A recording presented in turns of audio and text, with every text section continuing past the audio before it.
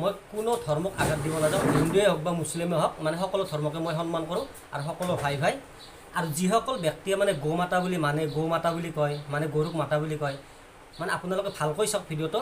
আপোনালোকে যদি গৌ মাতা বুলি মানে গৰুক যদি মাতা বুলি মানে আপোনালোকে ৰাস্তাত লাংটা কৰাই কিয় পঠাই থাকে? আপোনালোকে ঘৰত আনি ৰাখক, ভালকৈ এচিত বহাই ৰাখক, ফেনৰ তলত ৰাখক, যেনেকৈ মাকক ৰাখে ঠিক তেনেকৈ এচিত ৰাখক, কাপোৰ পিন্ধাই ৰাখক।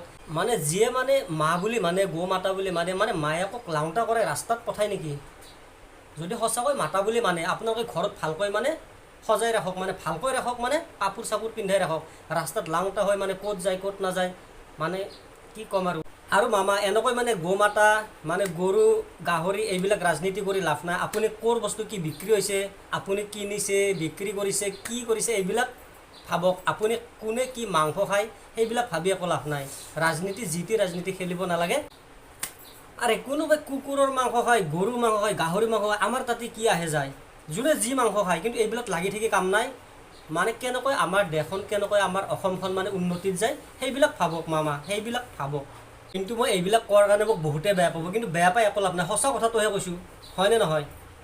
গৌ মাতা হ'লে মা বুলি মানিলে ঘৰত ভালকৈ ৰাখিব লাগিব, এই ৰাস্তাত লাংটা কৰে থৈ কাম নাই।